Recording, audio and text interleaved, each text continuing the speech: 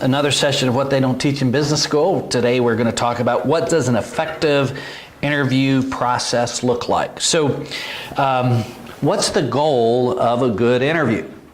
So a lot of people, when you start there, don't really understand what's the goal of an interview. People say, well, you got to hire somebody, right? You're in a hurry, got to hire somebody quickly. So that's their mindset, is I need to hire. That's my goal. I got to hire somebody, and I got to do it quickly. That's not the goal of the interview process. It's like, really? That's not? No, that's not. Number one, the goal of the interview process is to learn the truth about the candidates in front of you. So the questioning process is all about learning the truth. You don't want to go into that interview process saying, man, I really want to hire this guy. You want to go into the interview process saying, I want to find out the truth about this person, what they can and what they can't do, kind of how they're wired, and to see if they're a good fit or not.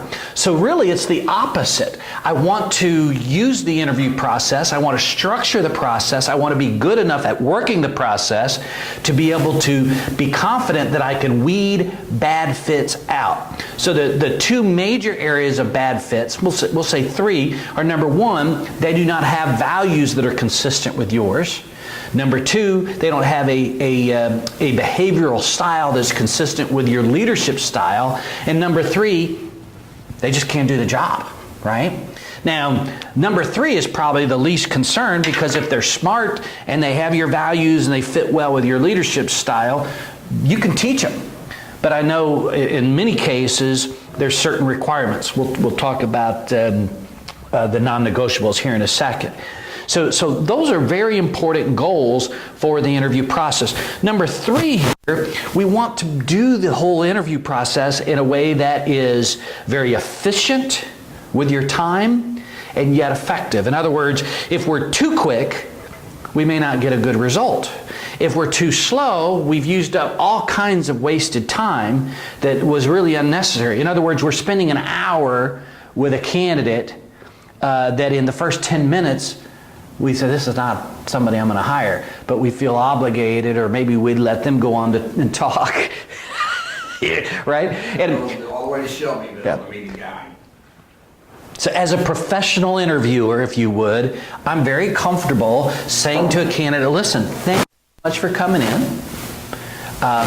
Based on our conversation so far, this is not going to work. This is not a fit. Get up, shake their hand, and tell them goodbye. And that's because time is valuable. And you can end an interview in 10 or 15 minutes.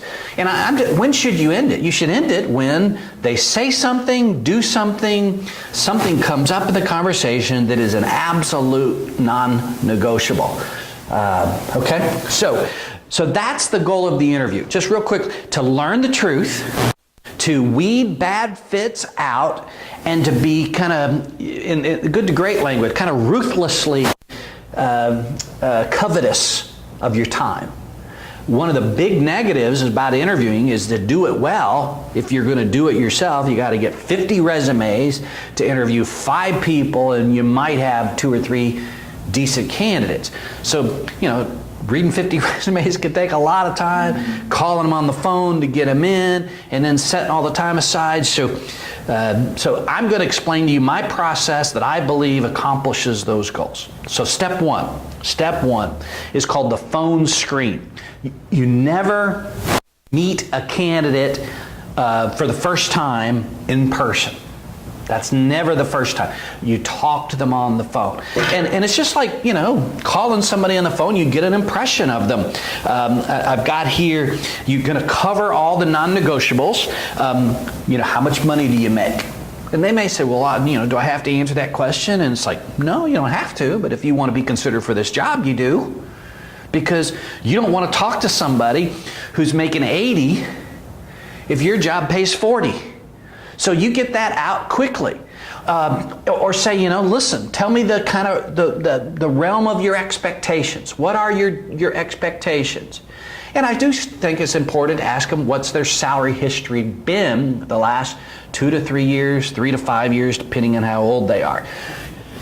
If you're hiring people say in the recession, it was horrible. In '09 and 10, a lot of people were making 80, 100, 120,000, and they were just wanting a job so they can get benefits. So they would say, hey, I'll take a job for 40. You know, maybe they would for a year or two, but as soon as that recession's over, man, they're looking for a job making 80, 100, 120. Is that what you want to do? Kind of create your own revolving door. So the goal is if they're here, right? If they're here salary-wise, right? So here's where they are. Let's just say that's 40K. If that's where they are now, you're wanting to find out a history where they've kind of gradually gotten raises from, you know, a previous company or in a job or two, right? So you're looking for incremental improvement. And if they say they want to make 80, you're going, well, that's very unrealistic. What makes you think? So automatically you're wondering about their thought processes and their judgment. But if they say, hey, I'd love to make, you know, 45 to 50, that makes sense. You're looking for someone where your job is a natural salary income trajectory for where they have been and where they are. Does that make sense? You know, so if they're making 40 and you're going to offer them 30, you know, what would you do if you were used to making 40? I mean, the nature of human beings is we spend what we make. I'm not saying everybody does. Some people got the Dave Ramsey plan and they're all kinds of money in the bank. Most people spend what they make. So if they're living on 40 and you're going to pay them 30, they're either going to be looking for a job or they're going to be working part-time to make ends meet. And that's not always, because it's like, how long do I want to do this? Now that may give you an opportunity to bridge them up in 6 months, but it's not ideal. It's not ideal. All right, so money, degrees, certifications, experience. In the accounting world, I have certain clients that want a CPA, right? There's certain things a CPA knows and does that not everybody can do. I got a situation right now where a client wants a controller. Now there's controllers out there without any degree at all that just learned it over time. There's controllers with bachelor's degrees in accounting, and that's it. I found some really good candidates with MBAs, but not a CPA. But this particular client wants a CPA. I'll do a quick recap here. The goal of the interview, most people think, is I want to hire somebody. I want to hire somebody quickly. And so that's the goal. I'm going into this that I am going to hire somebody. And actually, that's not the goal of the interview process. The goal of the interview process is to learn the truth about the candidate that's in front of you so that you can then make a decision as to whether that person is a fit or not. So we run into this situation where we've got somebody in front of us and we're thinking, I need to like this person. I want to like this person because I really need a body. I need to get a person hired. So I'm telling myself, I want to like them. I'm looking for reasons to like them. And the truth is, that is actually the opposite. You're looking for reasons to weed them out, because you're going to find those eventually. The goal is to find them out ahead of time so that you don't have, I call it that old crap moment where 90 days later it's like, what did I miss? What happened here? The interview said they could do this, and the truth of the matter is when it came time to show it and prove it, they couldn't, right? So how do we find that out ahead of time?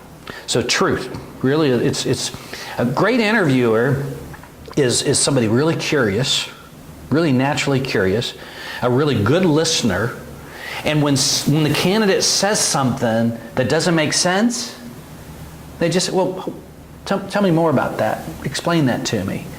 And not in a confrontational way, but the story that the person tells you has to make sense. And if it does make sense, if it's logical and it flows in some sort of order, it's okay, it's probably the truth. But many times people, when they get to sticky spots where they failed or they had a bad time, they get real general. They get real ambiguous about that time of their life, and that's the tip-off. And we'll talk more about that. To dig, you don't respect their ambiguity. Ambiguity is a sign to dive right in to the details. And all right, so the third thing I want to share here as far as the goal of the interview process is you really want to discipline yourself to guard your time. Bart and I talked a few minutes ago about the fact that many times out of respect, somebody will come in, we're going to have an interview with them. In the first 10 minutes, we're like, this is not the person I want to hire. But it's too awkward to say, hey, let's shut this thing down. So we sit there for another 30, 45 minutes out of some sort of courtesy. You need to be respectful and kind always, but when you realize, and it's clear that this is not the candidate, it's time to get up, shake their hand, say, hey, based on our dialogue so far, this is not a fit. I appreciate you coming in, shake their hand, walk them to the door, and then go on and do the things that you need to do. You do not owe someone an extra 30 or 45 minutes of your time. You don't. All right? So in the interview process, you really want to protect your time and yet still be effective in the process. All right, so the first step, so we're going to go over a 3-step interview process, is the phone screen. Never have the first time you talk to somebody, the first time you meet somebody, be face-to-face. Ever. You talk to them on the phone. Especially in sales. I mean, your business is sales. You can call it safety, but they're selling your service every day. And if they show up and they're not, professional, if they're not, a good communicator, if they don't have good relationship building skills and safety skills, they're not helping you, right? So they have to speak well, right? So on the phone, you could tell if someone, if you have to ask somebody, can you repeat that 3-4 times? You probably don't have somebody who's a good candidate. And there's a lot of people today who just do not articulate well. And if they're in an interview process and they're not having a phone interview, not having energy, right? And they don't have, ability to enunciate or articulate what they're trying to say, and you can understand them, guess what? Your client's not going to be able to understand them. Other people aren't going to be able to understand them. And why would you bring somebody like that in to spend face-to-face time with them if they make a bad impression on the phone?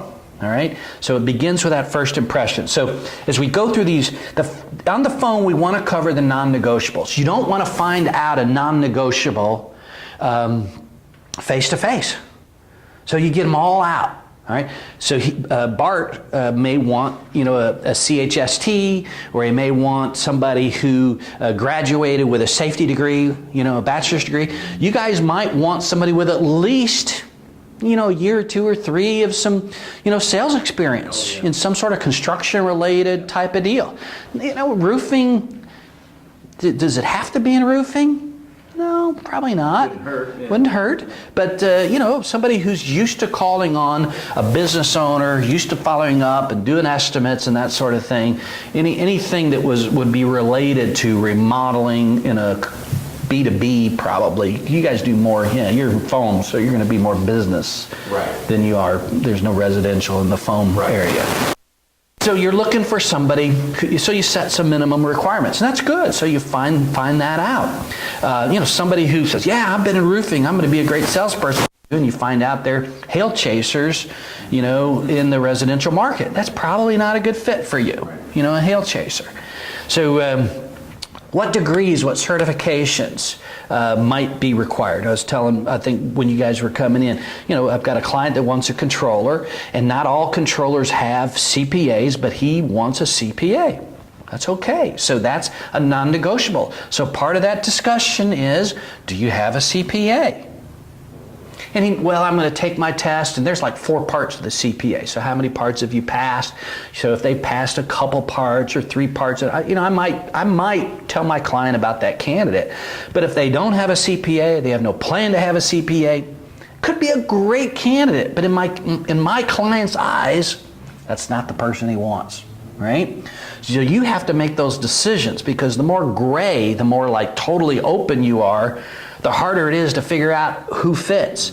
So the more clear you get on what you want, what they look like, what they can do, what they've done, you can kind of narrow the lane, right? Availabilities, you may assume that they're going to be available with 2 weeks notice, and you get through the interview, oh, I can't be available till 3 months. I've got a bunch of projects going on. You're like, why didn't that come up, right? So you have to ask that question. So if I recommend, I'm talking as a recruiter, so if I get you an interview and you get offered the job, how quickly can you start? Some people will say, hey, I'm available right now. Some people might say, I got to give at least 2 weeks. I love to hear that, actually. I love to hear when they say, I want to give 2 weeks notice. To me, that's the right thing to do. But some people say, hey, I made a commitment and I've got this project and I promised them I'd do this. I just need to know that, right? I mean, that's a decision. If I have 3 candidates and they're similar and one's available in now, one's available in 2 weeks and another's available in 2 months, that may be a hiring factor or a factor in hiring them. Something Raj had pointed out too, something they step away from was if someone's not necessarily that their availability is immediately available, but he always kind of look at it and tries to inform us that, well, they're able to just drop what they're doing quickly and move to something else. What would stop them from doing that to us? I think that's a great way to look at it. That's why I think a 2-week notice kind of shows respect, shows courtesy. Not someone's like, well, I can start tomorrow. Like, yeah. If they're employed. What's your feeling on that? I think I agree 100%. And one of the mantras or mottos is you don't listen to what people say in the interview process. I mean, you do, but you pay much more attention to what they do. So if somebody says, oh, I hate my boss, I can blow it off and I can be there tomorrow. Well, that's not professional, right. So having somebody who is professional, who can sit down with their boss, give notice, make sure the work is taken care of, and even somebody says, hey, it might be 2.5 weeks or 3 weeks because my boss and I decided it really helped him if I got this done or this. That's what because that's how they'll treat you. Yeah. So you're looking and watching and paying attention to what they're doing, what they say they're going to do, rather than just what they say.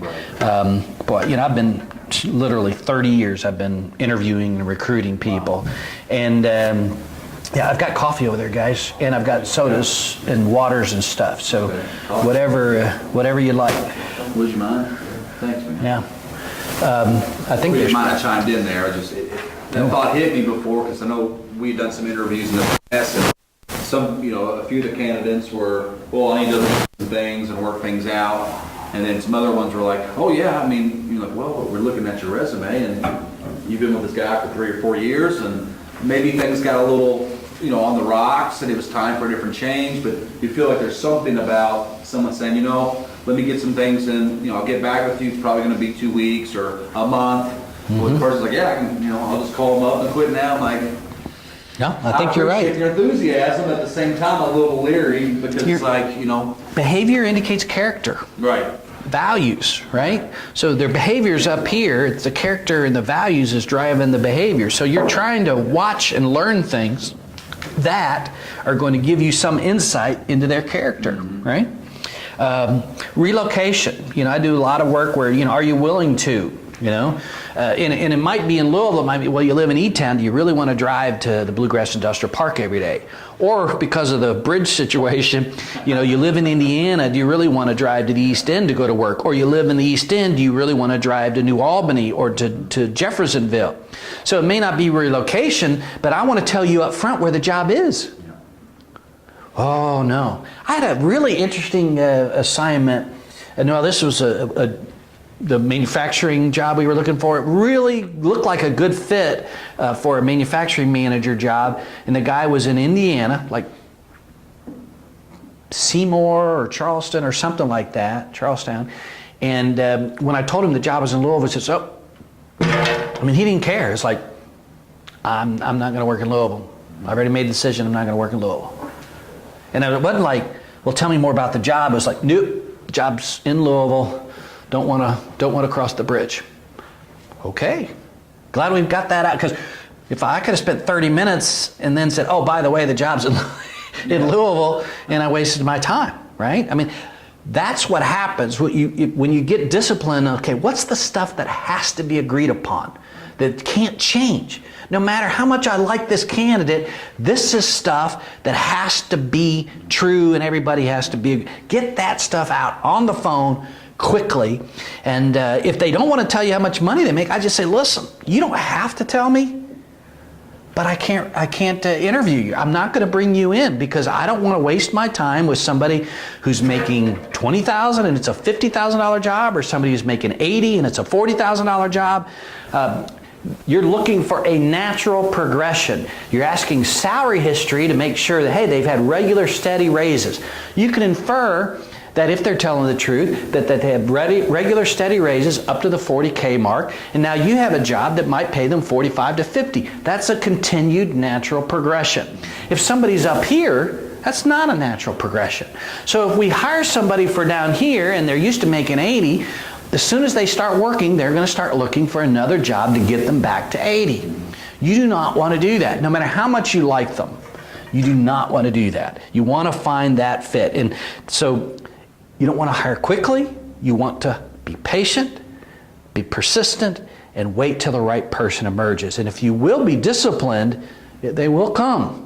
Sometimes just not fast enough. You touched base on, and I really like how you said it was based on the dialogue. It's probably not a good fit.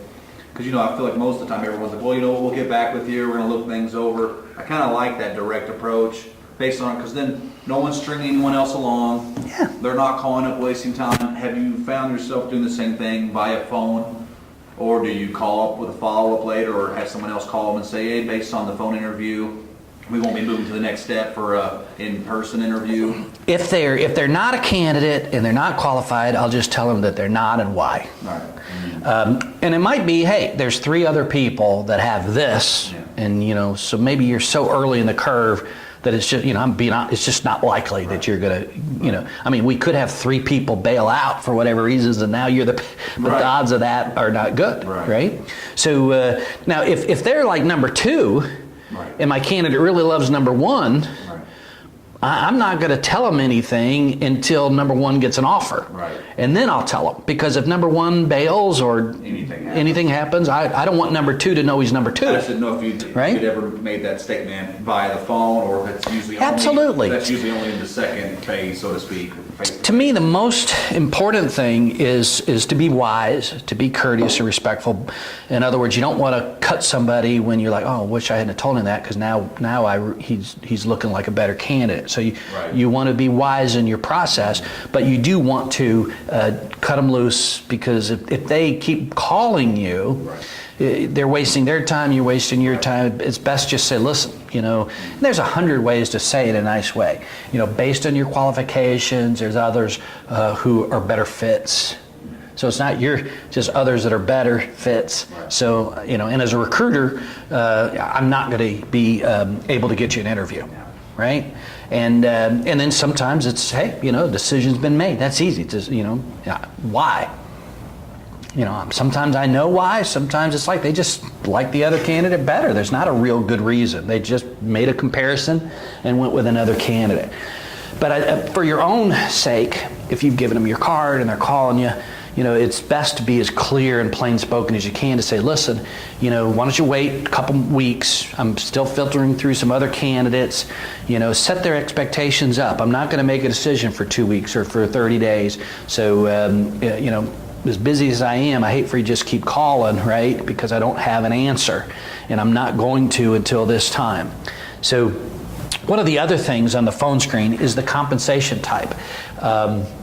Some jobs, I've got one client that pay a lower salary but a much greater bonus. That takes a certain temperament that, if I'm making 80 and the company wants to offer me 65, but my bonus could be 30. So even though I'm making 80, I could make 95, or I could just make 65. So that's where trust has to really develop on both people's parts. I've got a job we're recruiting for right now that's very lucrative, potentially $150,000, totally 1099 subcontractor kind of work. Well, that's a different mentality, right? In sales, most people get a base salary or a draw, and then commissions or bonuses. And so it's important to get that out early, right? There's a story. I got the book here. I gotta read the story. If you haven't read this book, it's really a great book. But and I can't even think of the explorer's name, but there was a British explorer that, I want to say 50, 60, maybe it was 1913. I have to double check that. It might have been like 1913 that wanted to traverse the Arctic Circle. So that was the last bastion of kind of unexplored Earth, was the Arctic Circle. And so he was, you know, a person of means, and he wanted to assemble a 15-person team. So it's kind of a neat parallel. So what do? You know, so he says, you know, dangerous mission, you know, likelihood of success, bleak, you know, chance of death, high, you know, glory, you know, possible, little compensation for tremendously dangerous work. He got his crew. That's what he put out there in the paper, was something like that, of how this is dangerous. This is going to be one of the most difficult things you've ever done. You could die. Matter of fact, it's likely that you'll die. And to fast forward, their ship got iced in. And so what they decided to do is to leave a group there to kind of fend for themselves, and another group set off on foot, and it took months to find help and then to come back. Everyone lived.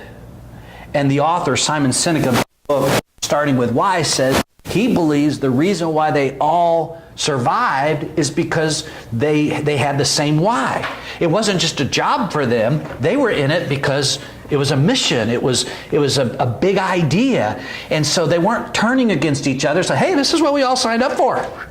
We all knew it would be hard. We all knew it was going to be difficult. We all knew we could lose our life. It's not like we were misled. And yet, as a recruiter, I hear so many stories.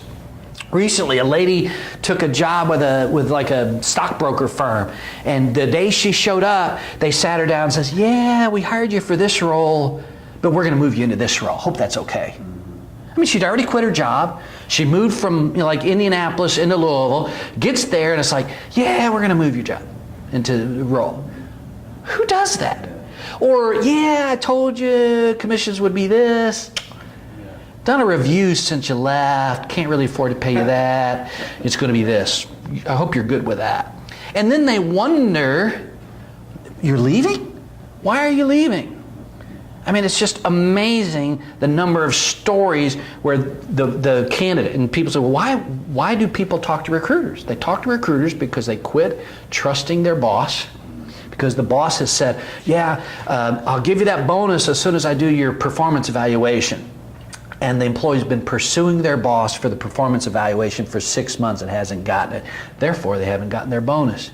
So we have to really make sure that we're communicating things that once they find out. In other words, if you're a small company, don't present yourself as some big established company. If you don't have a lot of systems in place, don't act like, you know, you got it all together. The best thing to say is, you know, we're kind of a mess. And we need somebody like you to help us with systems. Because if they're going to come in and, you know, you're interviewing at some really fancy place and your place is a pigsty, interview in the pigsty. Because they're going to see that place day one. Don't try to think you're going to manipulate them. So the things that could be obstacles, try to empathize with a candidate. The things that could be obstacles, get those out of the way. All right? Ask clear, direct questions. Demand's a hard word, but I couldn't think of a better word. In other words, if they don't want to answer the question, you have to insist. Maybe that insist on answers. And I've gotten people that wiggle and try to, you know, I don't want to answer that. It's like, I get it, you know? But in my mind, I'm going, it's because the answer's not going to help them. So it's not going to help them get the job I have. Well, all the more reason for me to know that answer. Right. Because I need to know what that is that they're worried is not going to help them get that job, because they may be right. So, you know, I can't be complicit in their obfuscation, in their deception. I've got to say, hey, you got to tell me. If you want an interview, you got to tell me. If you don't want an interview, we're good. Thanks for calling. We'll move on. The phone screen should take 15, 20 minutes. It's not chatting them up. It's not, you know, talking about UK or U of L or, you know, politics. get to the point. Hey, thanks for taking my call. Got a few questions I'd like to go over here with you. Is it good? I always ask, is it a good time? You got 15 minutes for me? Great. Let's just dive in, and then you go. So you're writing this stuff down, and if you like them, if they meet the standards that you set, then you invite them in for what I call the initial interview. And again, the initial interview is a 30-minute interview. Now, some people are chatty, some people are just naturally gregarious, and you're going to really find yourself kind of pulling in the reins to hold it to 40 or 45. But this is not a 2-hour interview. And again, what happens is you relinquish control. A lot of people that are inexperienced interviewers let the candidate run with things. You ask a question, and then 10 minutes later, they're still talking, right? And so it can be a battle with some folks that like to talk, to say, excuse me, and I've had to very gently say, you're really giving me way more detail than I need. You know, I just really kind of need, give me shorter answers, and then if I want to know more, I'll ask a follow-up question. And that may sound like, you really say that? Yeah. I mean, because I'm trying to get what I want. If I'm letting them talk, they're giving me what they want.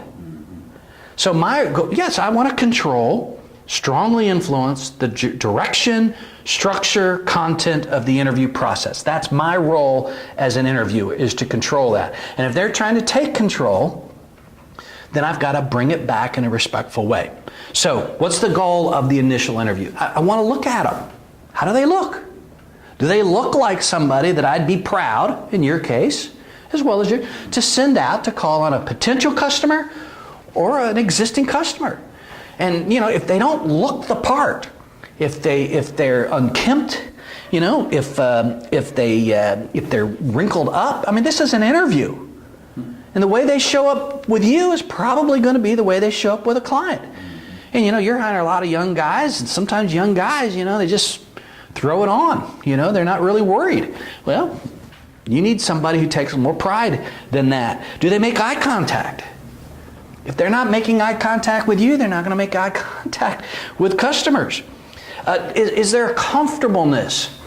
You know, again, sales, you want people to make you feel comfortable. And if they're weird and quirky and making you uncomfortable, that's a good sign they're going to make your customers uncomfortable. Posture, right? How do they, when they come in the room, how do they carry themselves? Are they well-spoken? Boy, when you can look at somebody, you can really take the whole thing in, right? We talk about communication. Every known bit of research says body language or nonverbal communication is over 50% of the total communication message.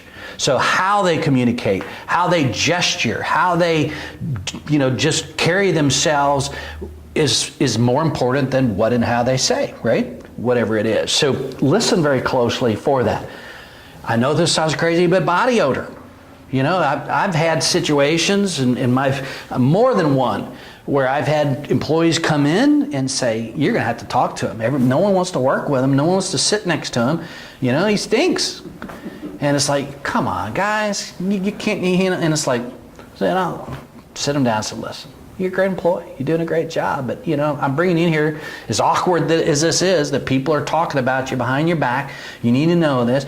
There's some BO, there's some body odor issues, and you need to address it. I mean, it's an awkward conversation. But are you helping them out? Yeah. You know, well, I'm taking some medicine, or, hey, I get that. You know, I'm not here to hurt your feelings. But, you know, Truth is, yeah. So you need to have that plain-spoken, courteous conversation. But if you're like noticing that day one, it's not a good sign. That's so, you know, it's like, hey, great employee, but. So that's where you move them out early, because you're not looking for somebody who struggles with body odor. A general energy level. You know, and again, we take people on this project sometimes. Well, I can help them with that. I can help them do this. What makes you think you can help them with that? I mean, they had an opportunity to put their best foot forward with you, and they failed. Yeah, but. Well, you do the yeah, buts, and you wish you hadn't 8, 9 times out of 10. All right? So, first impression, you know, kind of take it all in.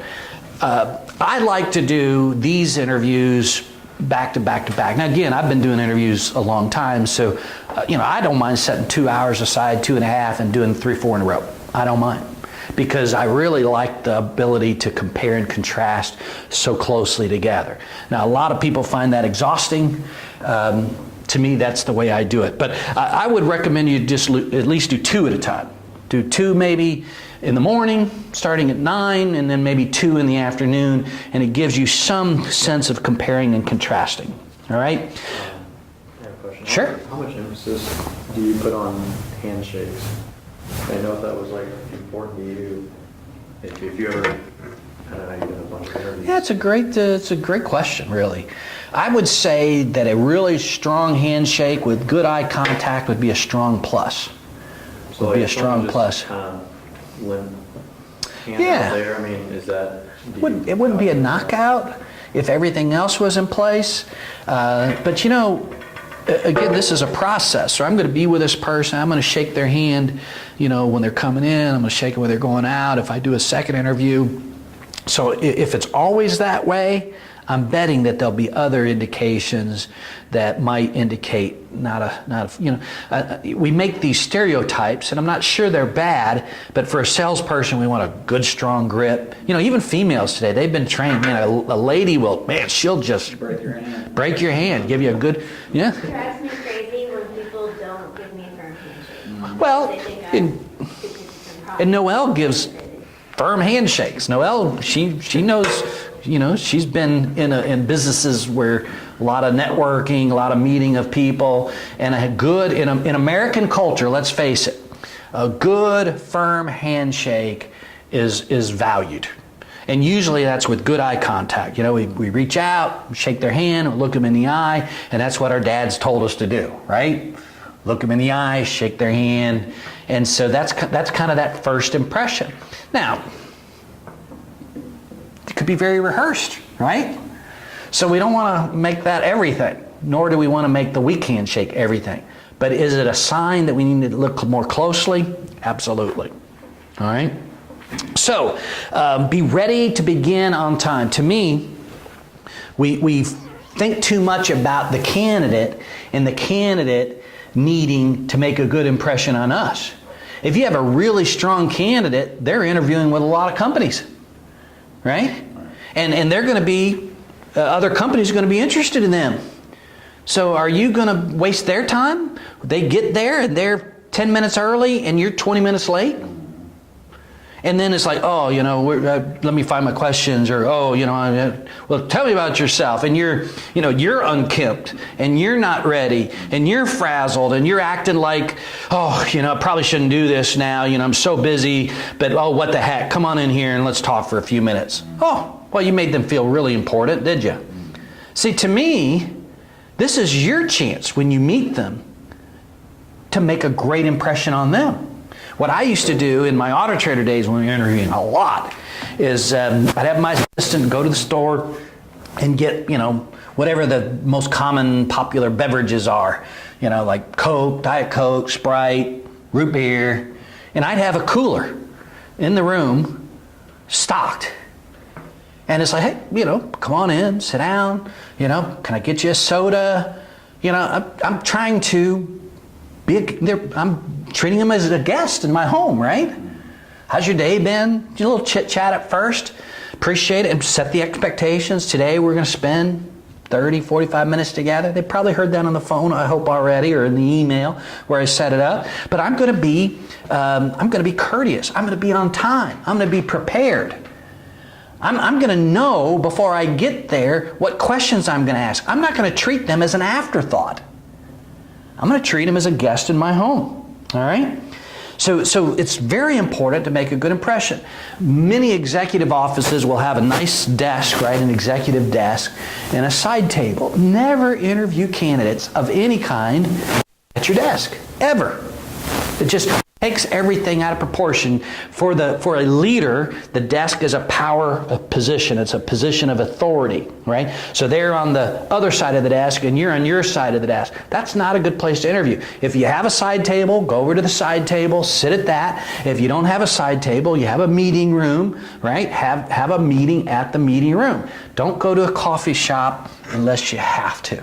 If you don't have a meeting room, reach out to a colleague or a friend who does have a meeting room. You could always walk them through your office later, but you need to have a quiet, professional place where you guys are on equal footing, where you're having a good interview is a conversation. It's not me grilling you. It's not me interrogating you. Me having where I'm in charge and I'm running. Yes, you're responsible for controlling the interview because you're the one that has the goals and the structure and all that. But at the same time, you're not grilling them. So don't sit behind your desk. Ask 5 to 7 well thought out questions. And I have a process where I have kind of 5 generic questions but you should really think about the job, and they should be different, based on the job. Now here's the key.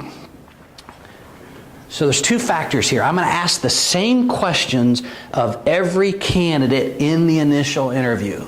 And I'm going to take voracious notes, right? I'm going to really, so while you're talking, please, I'm writing some things down. Let me get some thoughts down.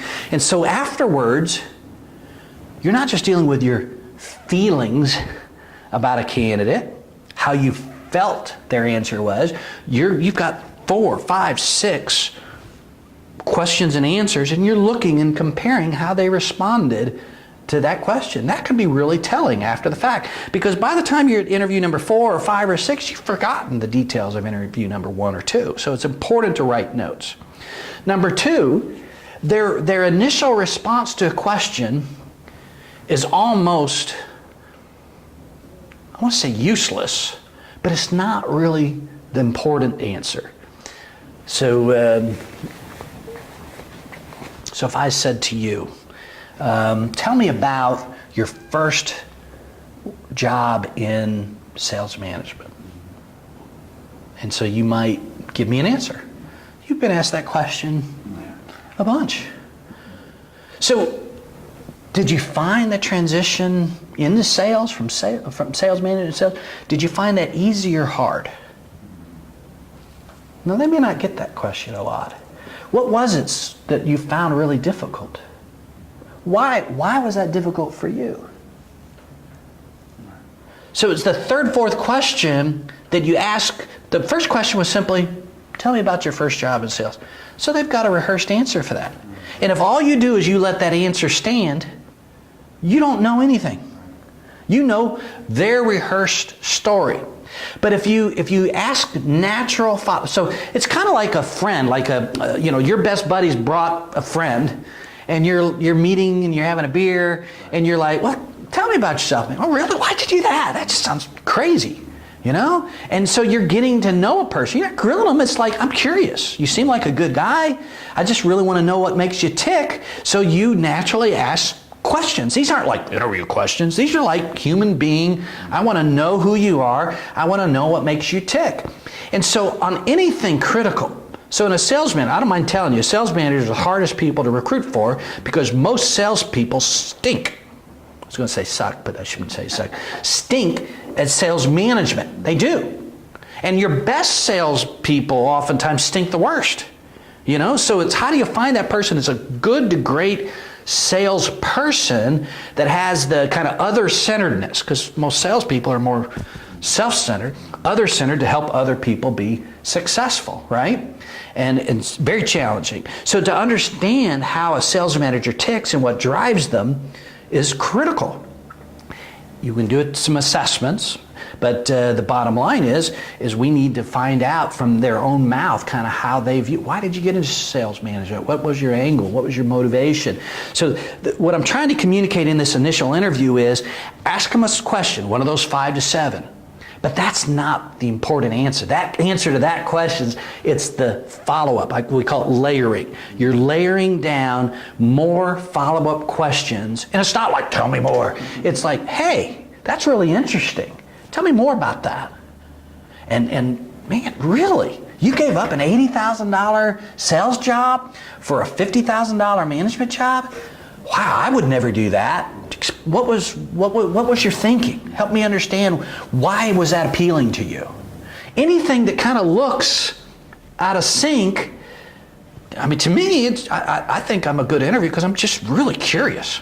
I really like to understand. And I've got this like orange, yellow, red, safety. It's like whoop, whoop, whoop. It's going off. If there's kind of something somebody's saying doesn't make sense. I had a really nice lady in my office one time. And so we were going through the interview process. So the layering is very important on questions, key questions, like tell me about your first sales manager role and drilling down on that. But it's also very important with gaps in employment. And so she had a 6-month gap in her employment, about 7 or 8 years prior to that interview time. And so I asked the question, well, tell me about that 6 months. Oh, sometimes people say, well, my mom was sick and oh wow, I bet that was really hard, to survive. And, to me, that would just really be tough to go without a job for 6 months. And I don't remember all the follow-up questions, but after 3 or 4 questions, she got teary-eyed on me. It's like, oh boy. And she said, nobody has really drilled down. Nobody's really asked me such pointed questions. I'm embarrassed to tell you, but, I am an alcoholic, and for that 6 months I was in rehab, and I'm proud to tell you that since then I have been clean and sober, but that's where I was. Can you ask that directly? Is there any drug or alcohol problems? Yeah, but what are they going to say? No. I mean, And that would be they don't. non-negotiable on the phone. Yeah, but that would be a weird question, to just ask everybody. All that would do is give people, you would say, well, I asked you the question and you lied, and so I could cut you loose because you lied. But, it was just, there was this, and all I remember is it just didn't make sense. What she was saying just didn't jive. It just didn't. So I kept gently pressing. And what I agreed, she was a good candidate. And I said, here's what we're going to do. I'm going to present you to the client. And if you get an interview, if you're one of the people that they bring in and they like you, then you and I will talk and agree on how to tell the client this, because the client needs to know that. Yeah. And but it was, I'm glad I found out, right? We've had situations, somebody's a drug addict and not recovering, right? You wonder where they are? I'll tell you where they are. Based on his question, I forgot your name. Oh, Bart. Bart, based on Bart's question, are there, I know for HR, certain things, are there questions that just are best to steer clear from? Oh, yeah, Or do yeah. you see it as, hey, it's fair game? Anything out there. EEOC, anything race, religion, Right. gender, sexual preference, anything smacking of those things, Right. you have to steer clear of. You can't even approach it. But on the application process, many times there's some things they have to, when you sign it, there's nothing that will hinder me. I know nothing that would hinder me or whatever from being an effective job. I can lift this much weight. I can show up. I have a car. It's funny. Sometimes you got to ask when you're dealing with $10, $12 an hour people. Do you have transportation? Oh, yeah. Yeah. Right. Hopefully, with $20 an hour people, you're not asking that question. But sometimes. What about if the interviewee, the candidate, is bringing up kind of like those points, whether it's religious or sexual preference or. If the candidate's talking about it, you can listen all day long. Right. I've got a client that the But owner. you could clearly use that against. Well, that's probably not a good fit here. You know what I mean? But You could if they volunteer the information. you just can't. Let me flip the coin. So I've got a client that really has that they're devout Christians. Not everybody on their 15, probably 18 person team now is a Christian, but the owner is going to, when they bring the whole team together, is going to pray before they have team meetings. If something happens like really serious and there was like a crisis, the owner's going to pray. The owner is going to speak openly when it's board night at the A Loving Choice pro-life. They're both on the board. She's the board of directors. So if you're extremely liberal and you don't want to hear people talk openly about their passion for pro-life, if you don't want to be around people who are talking about God in a favorable way, so I will bring up, listen, and I'll preface it, there's certain things, this is generally there's certain things I can't ask you. So I want you to understand, I can't ask you any of this stuff, but I can explain to you the culture and who my client is. So that you know whether you want to be a part of this. Because you're going to learn it the first week. Right. And I don't want you to call me and say, well, I wish you told me these guys were a bunch of, Christians and all that stuff. I can tell you that. Now, will they sometimes say, I'll get responses like, I guess that'd be okay. Or, that's awesome, I'm a Christian too. Exactly. Sometimes it's kind of neutral. But, that's not like the reason we would hire them, but they're making a decision and sharing with me whatever their thoughts are about whether that's a good fit for them. To me, I think that's legal and it's wise. Because if you're... I had done some research and, there were just some subjects, of course, for different, discriminatory reasons. You had to stay away from these are hot buttons or... Well, it's just wrong to hire somebody because they're Christian. Right. Number one, it's stupid. Right. Because some Christians aren't good workers. Right. You shouldn't hire somebody because they're heterosexual. Right. Because some heterosexual people are not good workers. Right? Right. So, you don't want to hire people based on some potential bias. It's not good business. Now, we don't need to say any more about that, but I think the goal here in this initial interview is to really drill down and layer on some of the key issues. So you've thought about the phone interview.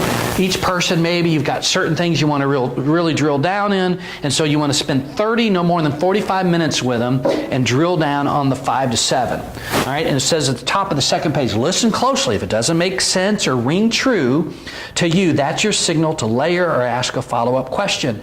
If the candidate starts hedging or act uncomfortable, this is where most people falter. They back off. Ooh, I've hit a hot button. I'm going to back off. What I'm thinking is, I've got to drill down. Right? You come home and you say, oh, honey, how'd your day go? And, you can tell if there's something going on. You don't go. You go, What's up? yeah, what's up? You seem upset about something. Right? And in that kind of clarity, you can kind of deal with it together. So sometimes I was like, I don't think that'll be a big deal in this situation. And sometimes it's like, yeah, I think you're right. You had if you had 2 DUIs in the last year, that's going to show up on a background check. I've got one client that, any kind of non-violent misdemeanor, Class D, they'll hire you in a heartbeat because labor is so hard to find. But any violent offense, and I've had people in phone interviews, well, I was convicted of rape 16 years ago or 20-some years ago, or, felony assault. And it's like, I'm sorry, but, my client's not going to, you can't be considered. They know, they've dealt with that before. Do I feel bad about that? Yeah, but... You got a job. Yeah, but so do you, right? Right, exactly. So if you look at it more like that, right, you'll be much more pointed. So if a candidate starts hedging or acting uncomfortable, you're getting at the truth they were protecting, and it's time to drill down. Listen, I can tell you're uncomfortable. But you're going to have to spit it out. You're going to have to. I need to know what happened. So shut the interview down if you learn something that's, unacceptable. And when I just say shut it down, just like listen. From what we've talked about so far, 15 minutes, 20 minutes, 30 minutes in, it's just not a good fit. You're going to be qualified for a lot of other things, but not for this one. So thanks for coming in. It's the right thing to do. So once you've culled down that list, the third step is the hiring interview. If it's a key position, somebody reporting directly to Brian to run the branch, or somebody who might be like a general manager for you or something like that, we might even put a second interview between the hiring interview and the initial interview, just because People are good at faking it, and so you really want to be methodical and look at them closely. Great candidates look better the more time you spend, the more you talk. They look better. So-so candidates, bad candidates look worse. You end up liking them better if they're a good fit because it's natural. Their responses are just, I love what they're saying. I love how they're talking, because you're learning that you have a like-mindedness, right? So the main key of the hiring interview is, I am going to learn a lot about this person in the next 90 to 120 minutes. Now, would you do this with a laborer? No. But with a salesperson, I would do this with a salesperson. With a sales manager, an operations manager, anybody that was key in my company, I'm going to spend a lot of time with them because I want to figure out now rather than later whether they're a good fit. All right? So I'm not in a rush, and that's very important. Listen, got all the time. So I'm setting the candidate, got all the time you need. When we're done here, you're going to know me, and I'm going to know you, and we're going to be in a much better decision and know if this is a good decision for both of us. That's the goal here. You have to make a decision. I have to make a decision. All right? So here's the beginning question. And you just set it up this way. And I'm purposely kind of vague. I want you to tell me your life story. Now, I've had some awesome experiences with this. And it was almost like climactic. They tell them, my client and I are like going, wow, this is like the greatest candidate ever. And, it just makes so much sense. And they're perfect for this job. And then, a lot of them were like, or no, whatever. But the point is I tell them, go back as far as you'd like. I don't care where you start. But what I want to hear from you is those milestones in your life. Share with me the personal and the professional things that you're most proud of. Things that really were life-altering. When you look back and think, if that hadn't happened, or this hadn't happened, I wouldn't be the person I am today. I'm just going to listen. I'm going to take notes. Now, the goal is for you to tell me the story, but I may interrupt you just because you may say something that just intrigues me, and I may stop you to have you tell me more. But when you're ready, go ahead and begin. And it's funny, sometimes they'll start in grade school, sometimes they'll go to high school, sometimes it's college, and that's okay. I want them to tell me, and it's because in 90 minutes, what's a person's favorite subject? Yeah, so they love it. So now they're talking about themselves, and you find out if somebody has, some people say, hey, from the time I was in high school, I went to I'd go to school, and then I went over to this charity till 6 o'clock, and I'd go home. And I didn't ask them to tell me about that. But if you're looking for that kind of altruistic bent, kind of an other-centeredness, that can be helpful. That's a value that they've had since they were a kid. The fact that they started doing that a year ago, not nearly as important that they've been doing it since they were a child, that they've had that in their DNA.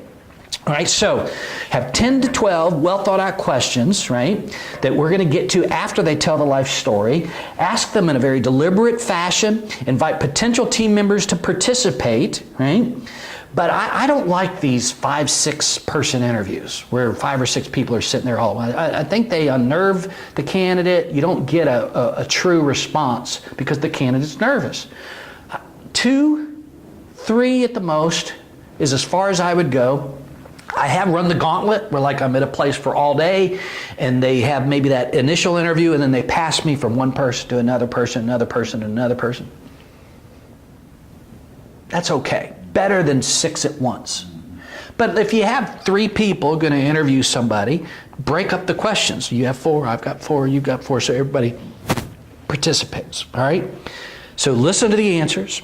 Ambiguity, portends deception. If they're ambiguous, overly vague, general, you're a signal, danger Will Robinson, right? Whoop, whoop, whoop. They're lying, or they're withholding truth.